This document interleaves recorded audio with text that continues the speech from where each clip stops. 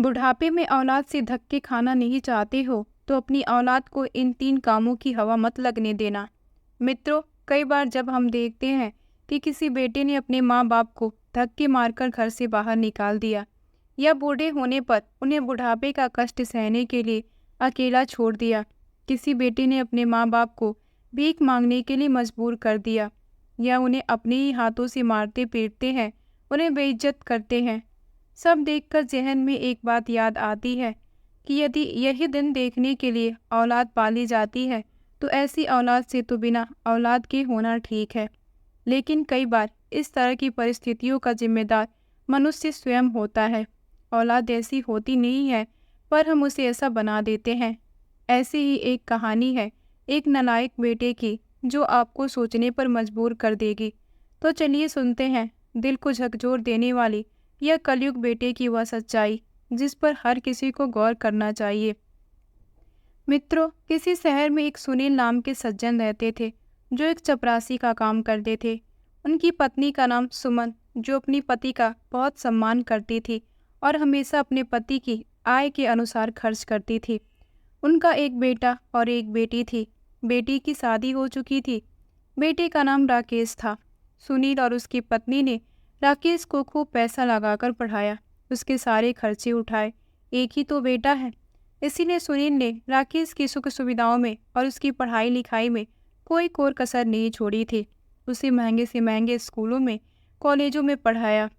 सुनील जैसे तैसे करके उसे कामयाब बनाना चाहता था। इंटरमीडिएट की पढ़ाई पूरी करके आगे की पढ़ाई के लिए राकेश दूसरे शहर में चला गया और वहाँ रहकर उसने खूब मेहनत से मन लगाकर पढ़ाई की। सुनील ने बेटे को पढ़ाने के लिए दूसरे शहर भेजा ताकि वह अपने सारे सपने पूरे कर सके। बाहर रहकर पढ़ते पढ़ते उसकी नौकरी लग जाती है और वही एक बड़े घर की बेटी से उसकी दोस्ती हो जाती है। राकेश एक दिन उस लड़की को लेकर अपने घर आता है और सारी बात अपनी माँ और बाबूजी को बताता है कि गोल्डी बहुत अच्छी लड़की है, हम दोनों एक दूसरे को कई सालों से जानते हैं। बेटी की खुशी को ध्यान में रखते हुए सुनील ने राकेश और गोल्डी की शादी कर दी। एक सुंदर सी पढ़ी लिखी बहू को पाकर सुनील और सुमन बहुत खुश थे। सुमन ने घर की सारी जिम्मेदारी गोल्डी को सौंप दी और कहा, बहू, घर की अब सारी जिम्मेदारी तुम्हारी है। हमारा क्या, हम तो अब बूढ़े हो चले हैं। बुढ़ापे के दिन बहू और बेटी की देखरेख में अब चैन से कट जाएंगे, जैसा कि हर माँ बाप सोचते हैं। सुनील और सुमन ने भी सोचा। शुरू शुरू में तो सब कुछ ठीक ठाक चल रहा था, लेकिन धीरे धीरे बहू और बेटे के व्यवहार में बदलाव आने लगा। गोल्डी बड़े घर की बेटी थी, इसलिए वह अकेला रहना चाहती थी। सास ससुर अगर किसी काम को उसे कहते तो वह मन ही मन में सुलग उठती थी। वह इस बात की शिकायत अपने पति राकेश से भी किया करती थी। राकेश उसे समझा दिया करता था कि देखो, जितना हो सके अभी बर्दाश्त कर लो। यदि माँ और बाबूजी के प्रति अच्छा बर्ताव करोगी तभी तो सभी जायदाद की मालकिन बन पाओगी। हो सकता है तुम्हारे व्यवहार से तंग आकर माँ और बाबूजी अपनी दौलत हमारे नाम ना कराए। एक बार उसे अपने नाम आ जाने दो, फिर बाद में आप जैसा कहोगी ऐसा ही होगा। राकेश के इस प्रकार के समझाने पर गोल्डी भी अपने सास ससुर की हर तरह की बात सहन कर लेती है और वे जैसा कहते हैं वैसा कर दिया करती है। एक दिन की बात है, सुनील अचानक से बीमार पड़ गए। उनकी उल्टियां होने लगी। आनन फानन में सुमन जी ने उन्हें अस्पताल में भर्ती कराया। डॉक्टर ने कहा इन्हें बचाने के लिए काफ़ी पैसों का इंतजाम करना होगा। सुमन ने अपने बेटे से कहा कि बेटा, तुम्हारे पापा ने जो पैसे बचत करके रखे हैं उन्हें निकालने में यह भी इस समय असमर्थ है। तुम ही कहीं से पैसों का इंतजाम करो। मित्रों, पैसों का नाम सुनते ही लड़का एकदम से कहने लगा, अरे माँ, इतने पैसों का इंतजाम मैं इतनी जल्दी कहाँ से करूँगा। मामूली सी तो नौकरी करता हूँ और अभी अभी मैंने अपना नया ऑफिस बनवाने का ऑर्डर दे दिया है, उसके लिए भी काफ़ी पैसे चाहिए। अचानक से इतने पैसे का इंतजाम करना मेरे बस की बात नहीं है। माँ ने कहा, बेटा, तुम्हारे पिता को तो ठीक करना ही होगा, हम उन्हें इस हालत में नहीं छोड़ सकते। तुम कुछ भी करो, अपने किसी रिश्तेदार या दोस्त से पैसा उधार ले लो। तुम्हारे पापा जब ठीक हो जाएंगे तो वह सारा पैसा हम चुका देंगे। लड़का बोला, माँ, पापा के पैसे अब काम नहीं आ रहे हैं। मैं तो इनसे पहले ही कहता था कि अपना सारा हिसाब किताब मुझे सौंप दे, पर पिताजी को शायद मुझ पर भरोसा ही नहीं था। माँ ने कहा, इस बार इन्हें किसी तरह ठीक करा लो। जब ये ठीक हो जाएंगे तो मैं सबसे पहले यही काम कराऊंगी। बुढ़ापा पूरी तरह से हावी हो गया है, पता नहीं कब क्या हो जाए। लड़के ने कहा, ठीक है माँ, अगर कहीं से मदद मिलती है तो मैं देखता हूँ। इस प्रकार राकेश वहाँ से चला गया और थोड़ी देर बाद माँ के पास लौट कर आया और बोला, माँ आप चिंता मत करो, पैसों का इंतजाम हो गया है। मैं 1 महीने में लौटाने की बात कहकर पैसे लेकर आया हूँ। यदि 1 महीने में पैसे नहीं लौटाए तो मेरी बहुत बड़ी बात खराब होगी। माँ बोली, कैसी बात करते हो बेटा, अपने पापा को ठीक हो जाने दो, हम सब चुका देंगे। इतना कहकर सुमन सुनील के पास चली जाती है। उधर से अपने पति राकेश को पकड़कर एक कोने में ले जाती है और उससे पूछती है, आप बन तो रहे हो श्रवण कुमार, पर इतने पैसों का इंतजाम कहाँ से करोगे? अगर किसी से उधार लेकर दोगे तो फिर लौटाओगे कहाँ से? मैं तुम्हें एक फूटी कौड़ी भी नहीं देने दूंगी। राकेश ने कहा, गोल्डी, मैं किसी से पैसे उधार नहीं ले रहा हूँ, मेरे ही पैसे हैं, पर कुछ बड़ा पाने के लिए ऐसे छोटे मोटे खर्चे तो करने ही पड़ते हैं। जब मैं पापा के इलाज में यह पैसे लगाऊंगा तो माँ भी उन्हें उधार समझकर जल्दी चुकाने का प्रयास करेगी। पापा के नाम सारे वही खाते मेरे नाम करवा देगी। हमें हमारे पैसे भी मिल जाएंगे और पापा की दौलत भी जल्द ही। मैं अपने ऑफिस का मालिक बन जाऊंगा। गोल्डी भी राकेश की बात का मतलब समझ जाती है। इस प्रकार कुछ दिन तक अस्पताल में रहकर सुनील का इलाज चलता रहता है। जब उनकी सेहत में कुछ सुधार हो जाता है तो सुमन अपनी पति की छुट्टी करवाकर घर ले जाती है। उन्हें तो ऐसा पता था कि उनके इलाज में लगे पैसे बेटे ने कर्ज लेकर लगाए हैं। सो एक दिन सुमन अपने पति सुनील से कहती है कि बेटे पर काफ़ी कर्ज हो गया है, सो क्यों ना आपके नाम की सारी जायदाद बेटे के नाम करा दो। लेकिन सुनील ऐसा करने से मना कर देते हैं। कहते हैं, सुमन जरा सोचो, हमारे पास जो पूंजी है यही तो हमारे बुढ़ापे का सहारा है। हम अभी से सब कुछ उसे देकर अपने हाथ नहीं कटवा सकते, और फिर जो कुछ मेरा है वह सब हमारे बेटे राकेश का ही तो है। आज नहीं तो कल उसे सब कुछ मिल ही जाएगा। तब सुमन जी कहती है, देखो तुम्हें नहीं मालूम, आज हमारे बेटे ने तुम्हारे इलाज के सारे पैसे कर्ज लेकर लगाए हैं। हमें उसकी भी बात खराब नहीं होनी देनी चाहिए। कल को कोई बात होगी तो वह हमें संभाल लेगा। मित्रों, सुमन के बार बार कहने पर सुनील जी ने अपनी सारी संपत्ति राकेश के नाम करा दी। संपत्ति बेटे के नाम होते ही बहू और बेटों का रवैया बदल गया। अगले दिन सुमन ने अपनी बहू गोल्डी से कहा कि बहू रानी, अपने पापा के लिए दलिया बनाकर दे दो। गोल्डी ने टपाक से जवाब दिया, 1 मिनट रुको मम्मी जी, मैं एक कागज़ कलम लेकर आती हूँ, उसके बाद तुम मुझे बताना क्या क्या बनाना है। मित्रों, गोल्डी ने यह बात चिढ़ते हुए कही थी। सुमन पूछने लगी, बहू या तुम क्या कह रही हो, मैं कुछ समझी नहीं। तब गोल्डी कहती है, अरे बुढ़िया, थोड़ा दिमाग पर भी जोर डाल दिया करो। आप लोगों की नज़रों में क्या यह घर है, एक होटल है, और मैं कोई किसी होटल की वेटर लग रही हूँ जो आप लोगों के ऑर्डर लेती रहूँगी, और तुम जो ऑर्डर करोगे वह मैं तुम्हें बनाकर देती रहूँगी। ध्यान से सुनो, बीमार पापा जी हैं, तुम नहीं, जो मुझे ऑर्डर चला रही हो। यदि उन्हें दलिया चाहिए तो तुम अपने हाथों से बनाकर क्यों नहीं दे देती? हर काम के लिए मुझे कहना जरूरी है क्या? मित्रों, इतना कहकर गोल्डी अपने कमरे में चली जाती है।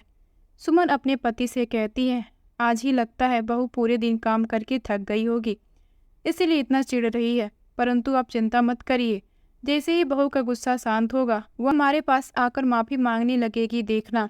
चलो आज तुम मेरी हाथ का बना हुआ दलिया खा लो। उसके बाद सुमन जी ने उठकर सुनील के लिए दलिया तैयार किया और अपने पति को खिला दिया। सुमन जी समझ तो गई थी कि बहू ने यह बात क्यों कही है, पर वह अपने पति को ऐसा लगने नहीं देना चाहती थी। अगले दिन सुमन फिर सुनील से कहती है, अजी आज मैं आपके लिए क्या बनाऊं जो आपको पसंद हो? सुनील बोले, तुम क्यों परेशान हो रही हो, बहू है ना। सुमन ने कहा, जी बहू को सुबह से बहुत सारे काम होते हैं, मैंने सोचा उसे बार बार क्यों परेशान करूं, इतना काम तो मैं भी कर सकती हूँ। मित्रों, सुनील समझ तो रहे थे कि कल बहू की फटकार के कारण आज यह सब काम स्वयं कर रही है। सुनील बोले, अजी तुम जो कुछ भी बनाओगी वह मैं सब खा लूँगा। उसके बाद सुमन जी रसोई में जाती है, मगर वहाँ जाकर देखती है तो चौंक जाती है। अरे यह क्या, आज तो रसोई के ऊपर ताला लगा हुआ है। सोचने लगी, आज तक तो कभी रसोई के ऊपर ताला नहीं लगा हुआ, आज यह क्या हो गया। सुमन जी अपनी बहू को आवाज़ लगाई। उधर से गोल्डी ने दो टूक जवाब दिया। अरे मम्मी जी, इतना क्यों गला फाड़कर चिल्ला रही हो? सुमन जी ने कहा, बहू, आज तक रसोई में और पूजा घर में कभी ताला नहीं लगा हुआ। आज मैं यह क्या देख रही हूँ? गोल्डी कहने लगी, हाँ, अब ताला लगाना जरूरी हो गया है, क्योंकि इस घर में अब दो भूखे जानवर रहते हैं। उन्हें हर समय भूख लगी रहती है। अब हमारा घर कोई मंदिर का भंडारा नहीं है जो 5-5 बार खाना को दिया जाएगा। इसलिए मैंने ताला लगा दिया। जब भी तुम्हारी खाने की इच्छा होगी तो मुंह उठाकर रसोई में घुस जाते हो। सुमन ने कहा, बहू, अब तो हम लोग तुम्हारी नज़र में जानवर हो गए क्या? गोल्डी ने कहा, और नहीं तो क्या, मैं तो आप लोगों की भूख से तंग आ गई हूँ।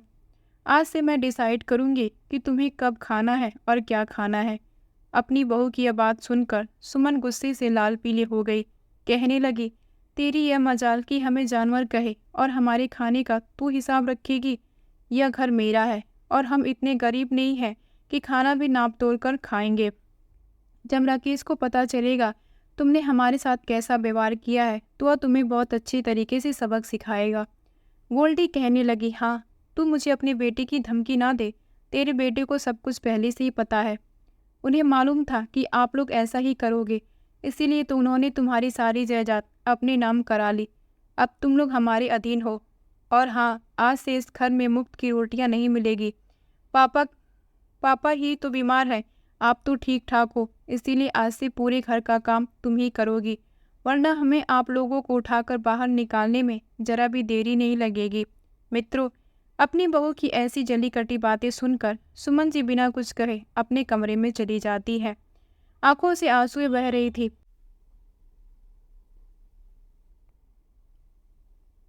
सुनील ने देखते ही समझ लिया। कहने लगे, सुमन, इसलिए तो मैं अपनी जायदाद राकेश के नाम नहीं करना चाहता था। मुझे पता था कि अपनी मुट्ठी खाली होते ही सब लात ही मारेंगे। मैं आपके ही कहने पर सारी संपत्ति उन्हें दे दी, पर वह इतना नीचे गिर जाएंगे या तुमने कभी नहीं सोचा था। अब भलाई चाहती हो तो इस घर के सारे काम करो, वरना इस घर के मालिक हमें बाहर निकाल फेंकेंगे। सुमन जी कहने लगी, आप चिंता मत करिए, बेटे को आने दीजिए, मैं सारी बात उससे कहूँगी। मित्रों, रात को जब राकेश आता है तो गोल्डी ने जैसा व्यवहार किया था वह सारी बात सुमन जी अपने बेटे को बताने लगती है। बेटा, क्या हम इस घर के जानवर हैं जो मेरी बहू हमें जानवर कहती है? आज तक हमारी रसोई पर कभी ताला नहीं लगा था। आज गोल्डी ने हमारे लिए ताला डाल दिया। क्या हम तेरे माता पिता नहीं हैं या फिर कोई गुलाम है? माँ की बात सुनकर बेटी ने कहा, बस करो माँ, आप लोग किस जमाने में जी रहे हो? आज के समय में ना बाप बड़ा है ना भैया, सबसे बड़ा रुपया। आपको क्या लगता है पूरी जिंदगी मैं और मेरी पत्नी तुम्हारी चाकरी करेंगे? खबरदार, जो आज के बाद मेरी पत्नी के बारे में कुछ भी कहा तो वह जैसा कहे वैसा करते रहना, वरना बहुत बुरा होगा। मित्रों, सुमन जी उम्मीद की दीपक जलाए बैठी थी कि बेटा आएगा तो वह हमारी सुनेगा, पर यहाँ तो उल्टा हो गया। रही सही कसर बेटे ने पूरी कर दी। बेटे की इन बातों को सुनकर माँ की जुबान से एक शब्द नहीं निकला, सिर्फ आंखों से आंसू की धार बह रही थी, और कर भी क्या सकती थी। मित्रों, इधर बहू और बेटों का व्यवहार दिन पर दिन खराब होता चला गया। गोल्डी पहले तो रसोई में ताला लगाती थी, अब उसने भोजन भी कम कर दिया। धीरे धीरे फिर उन्हें बासी खाना खिलाने लगी, मानो पहले से ही बीमार चले रहे हैं। बासी खाना खाकर और भी ज़्यादा बीमार हो गए। इधर सुमन जी पूरे दिन घर का काम करती थी, ऊपर से खाना भी उन्हें ताज़ा और भरपेट नहीं दिया जाता था। धीरे धीरे उनका स्वास्थ्य गिरता चला गया। कमजोरी के कारण उन्हें बेहोशी छा जाती थी। एक दिन जब वह काम करते करते थकी हारी सो गई। सुनील जानते थे कि सुमन को घर का सारा काम करना पड़ता है, ऊपर से खाना भी ठीक ठाक नहीं मिलता। सुनील ने अपनी बहू से कहा, बहू, आज रात का खाना मुझे मत देना, उसके बदले में तुम अपनी सास को भरपेट देना, वह बड़ी कमज़ोर हो गई है। गोल्डी कहने लगी, ससुर जी, आप कह रहे हैं तो मैं ऐसा करूँगी, फिर आप मत कहना कि मैं कमज़ोर हो गया। अरे, आप दोनों तो ऐसे जता रहे हो जैसे मैं आप दोनों को भूखे रखती हूँ। तुम लोगों से काम तो होता नहीं, बस खाना ही खाना चढ़ा रहता है। मित्रों, धीरे धीरे शाम होती है और शाम को जब सुमन खाना खाने के लिए जाती है तो आज खाना देखकर वो हैरान रह जाती है। गोल्डी ने उसे 2 कटोरी में दाल और 4 रोटियां परोसी थी। सुमन सोचने लगती है, वैसे तो बहू मुझे 2 रोटियां और एक कटोरी दाल दिया करती है, लेकिन आज बहू को क्या हो गया। उन्हें यह देखकर बड़ी खुशी हुई। फिर उन्होंने अपनी बहू से पूछा, गोल्डी बहू, आज मेरी थाली में ज़्यादा खाना कैसे परोस दिया। गोल्डी ने रूखे स्वर में कहा, ज़्यादा बातें मत करो, जो मिला है चुपचाप खा लो, वरना ये भी नहीं मिलेगा। मित्रों, उस दिन सुमन ने भरपेट खाना खाया, मगर उस बेचारे को क्या पता था कि आज उसने अपने पति के हिस्से का भी खाना खा लिया। भोजन करके वह सोने के लिए चली गई।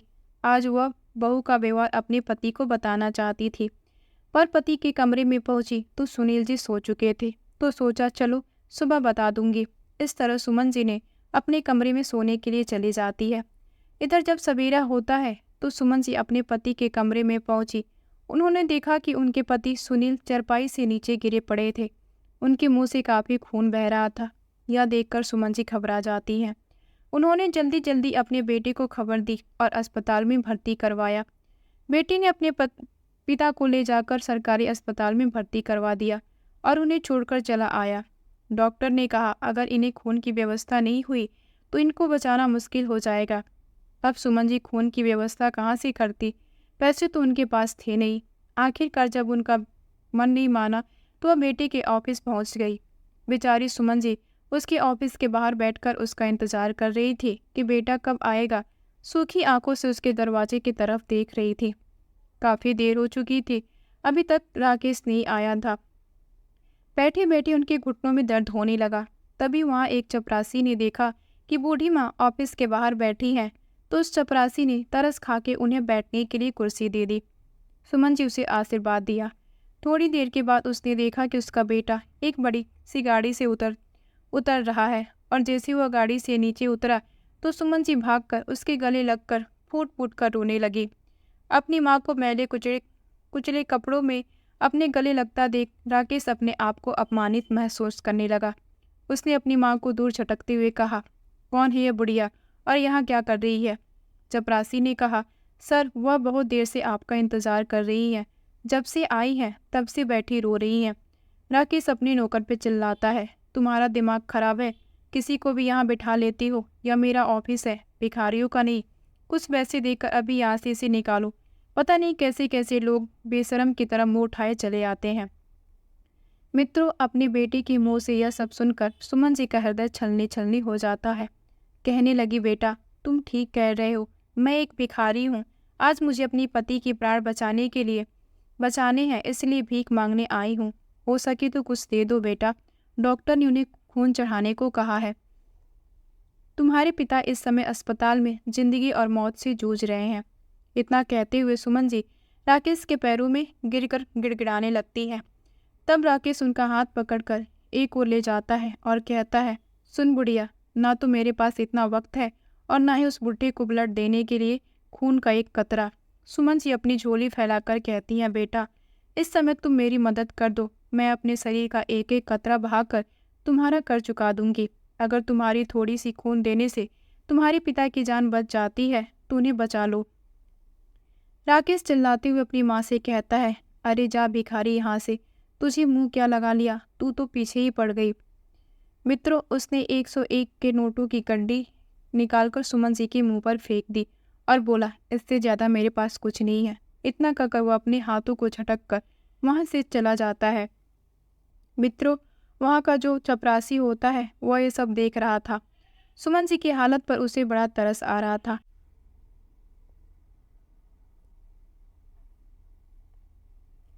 उसकी आंखें भर आई। वह आगे बढ़कर सुमन जी को उठाया और उन्हें पानी पिलाकर पूछा, माँ जी क्या राकेश सर सच में आपके बेटे हैं। तब सुमन जी ने उसको पूरी बात बताई।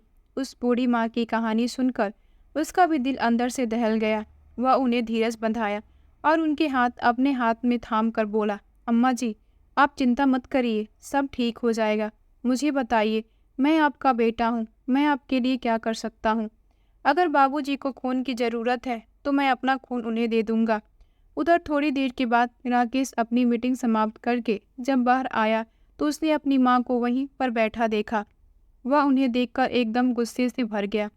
उसने सुमन जी का हाथ पकड़ा और वहाँ से ले जाने लगा। सोचने लगा, इस बुढ़िया को यहाँ से हटा देता हूँ, वरना मीटिंग में से जो लोग आएंगे और इसने उनके सामने मुंह खोल दिया तो उन्हें सब कुछ पता चल जाएगा। मुझे उन वीआईपी गेटों के सामने बहुत लज्जित होना पड़ेगा। वह उन्हें खींचता हुआ वहां से ले जाने लगा। तभी पीछे से गार्ड आता है और उसने जोरदार थप्पड़ राकेश के मुंह पर दे मारा। तमाचा इतना जोरदार था कि ऑफिस के अंदर जितने लोग काम कर रहे थे वे सभी लोग बाहर आ गए। सब लोग राकेश को ऐसा करते देख उसे कोसने लगे कि शर्म नहीं आती अपनी माँ के साथ ऐसा दुर्व्यवहार करते हुए। राकेश ने गार्ड से कहा, तुम्हारी हिम्मत कैसे हुई अपने बॉस के ऊपर हाथ उठाने की? मैं तुम्हें अभी नौकरी से निकाल सकता हूँ। गार्ड ने गुस्से में कहा, अरे तू क्या नौकरी से निकालेगा? मैं तुम्हारी नौकरी को ही लात मारता हूँ। जो अपनी माँ बाप का नहीं हो सका वह किसका होगा? मित्रों, उसकी हिम्मत देखकर सब लोग बड़े हैरान थे। राकेश अपने गाल को पकड़े खड़ा था। उसने सुमन जी का हाथ पकड़ा और बोला, चलो माँ जी, मैं अपना खून दूंगा तुम्हारे पति को। सुमन जी को लेकर अस्पताल पहुंचा। डॉक्टर ने उसका खून सुनील के खून से मिलाया। संयोग से दोनों का ब्लड ग्रुप एक सा था। उसने अपना ब्लड सुनील जी को चढ़ा दिया। सुमन उनके सामने कुर्सी पे बैठकर उसे खूब दुआएं दे रही थी। उस समय वह उनके लिए किसी देवदूत से कम नहीं था। ब्लड चढ़ने के बाद सुमन जी उसके पैरों में गिरकर रोने लगी। वह कहा, माँ जी, मेरे पैर पकड़कर तुम मुझे पाप का भागी क्यों बना रही हो? माँ के लिए उसका हाथ पैर बच्चों के सिर पे आशीर्वाद के रूप में होता है। सुमन जी ने थोड़े पैसे उस गार्ड को देते हुए कहा, बेटा, तुमने मेरे लिए अपनी नौकरी छोड़ दी, या थोड़े से पैसे रख लो, तुम्हारे बच्चों के काम आएंगे। गार्ड ने कहा, माँ, तुम मेरी नौकरी की चिंता मत करो। तुम सुबह से बैठी यहाँ रो रही हो, तुमने कुछ खाया भी नहीं होगा। पहले मैं आपके लिए कुछ खाने को लेकर आता हूँ। मित्रों, सुमन जी बड़ी ही आशा भरी निगाह से उसको देख रही थी। ऐसा लग रहा था जैसे उन्हें उनका असली बेटा मिल गया हो। एक अपरिचित व्यक्ति होते हुए भी उसने सुनील की जान बचाई, और राकेश जो अपना खून था उसने अपनी माँ को बेगान कह के थक्का मार के घर से निकाल दिया। धिक्कार है ऐसी औलाद को। क्या इसी दिन के लिए उन्होंने बेटे को पाला पोसा था?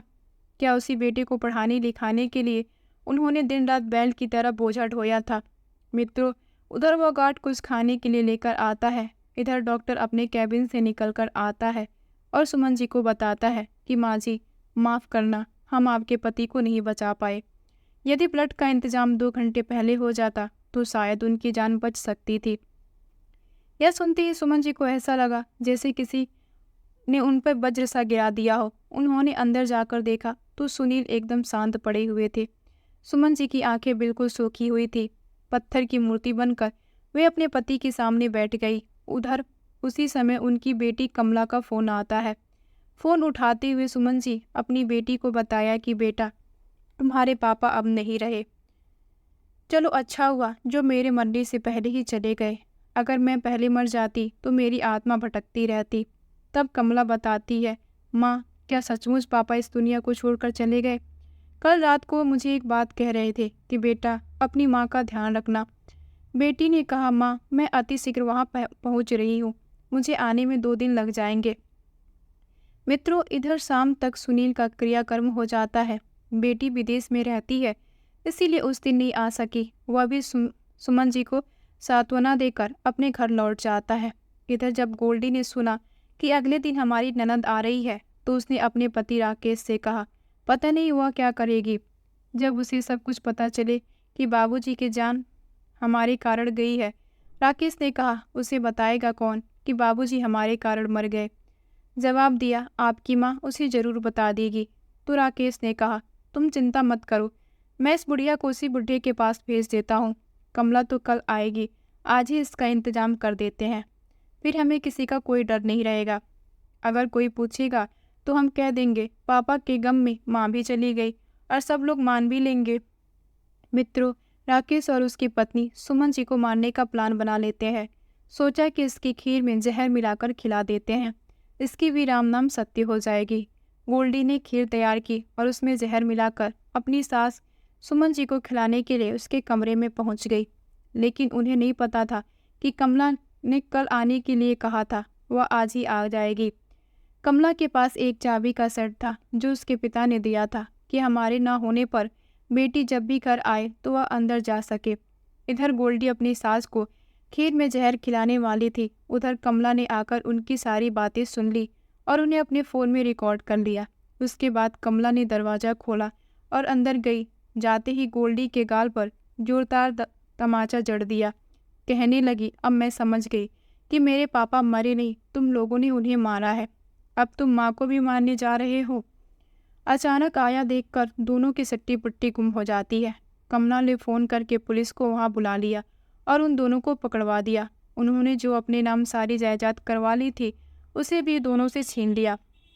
पुलिस को देखकर दोनों डर के मारे थरथर काँपने लगे। सुमन जी के पैरों में गिरकर माफ़ी मांगने लगे, पर सुमन जी उन्हें माफ़ नहीं किया। पुलिस उन दोनों को उठाकर ले गई और उन्हें सलाखों के अंदर डाल दिया। सुमन जी अपनी सारी संपत्ति अपनी बेटी और उस गार्ड के नाम कर दी जिसने वास्तविक बेटे होने का फर्ज निभाया था। उसने अपना ब्लड देकर सुनील की जान बचाने का प्रयास तो किया, मगर किस्मत से वह बच नहीं पाए। कमला ने भी उस गार्ड को अपना भाई मान लिया। मित्रों, इस कहानी से हमें एक बात सीखने की ज़रूरत है कि ज़िंदगी में कभी अपने जीते जी अपने हाथ खाली नहीं करने चाहिए। जब हाथ खाली हो जाते हैं तो फिर अपने ही ठोकर मारने लगते हैं। दूसरी बात समझने वाली यह है कि बच्चों को बचपन से अपने से इतना दूर ना रखें कि वो आपसे दूर ही हो जाए। जितने भी रिश्ते होते हैं वे सब मोह की बुनियाद पर होते हैं। यदि मोह है तो बेटे का बाप है, बाप का बेटा है। मोह नहीं है तो कुछ नहीं। बचपन से जब हम उन्हें पढ़ने लिखने के लिए अपने से दूर भेज देते हैं, 18 या 20 साल तक जब वे हमसे दूर रहकर पढ़ते हैं तो उनका हमारे प्रति मोह खत्म हो जाता है। और जिसके अंदर मोह नहीं रहेगा वह कभी आपकी केयर कर ही नहीं सकता। तीसरी बात समझने वाली यह है कि इंग्लिश कन्वेंट स्कूल में पढ़ने के साथ साथ एक पार्ट अपनी संस्कृति और संस्कारों के भी पढ़ाए जाए। यदि वो अपनी संस्कृति को नहीं पढ़ेंगे तो विदेशी सभ्यता पढ़ जाएंगे और अपने माँ बाप को बूढ़ा होते ही त्याग देते हैं। मैं तो कहूँगा अपने देश में जितने भी कन्वेंट स्कूल है उनमें आधे घंटे का एक विषय और बढ़ा दिया जाए जिसमें सिर्फ अपने आदर्श संस्कृति और सिद्धांत और अपने महापुरुषों के बारे में बताया जाए। इससे क्या होगा कि बच्चे पढ़ाई लिखाई के साथ साथ अपने आदर्शों का भी पाठ पढ़ जाएंगे। कहते हैं आप चाहे जितने भी अंग्रेज बन जाओ, यदि आपने बचपन से अपने संस्कारों को पढ़ा है तो आप कभी अपने कर्तव्य धर्म से विमुख नहीं हो सकते। मैं उम्मीद करती हूँ कि यह वीडियो जीवन में ज़रूर सार्थक होगा। तो चलिए अपनी कीमती राय कमेंट में ज़रूर भेजिए। मिलते हैं अगली वीडियो में।